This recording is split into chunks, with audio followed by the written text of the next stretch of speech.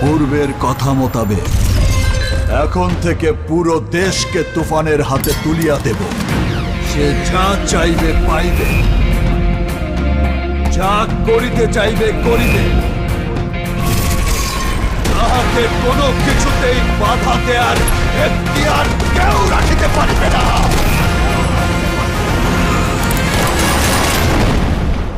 আর এর ব্যত্যয় ঘটিলে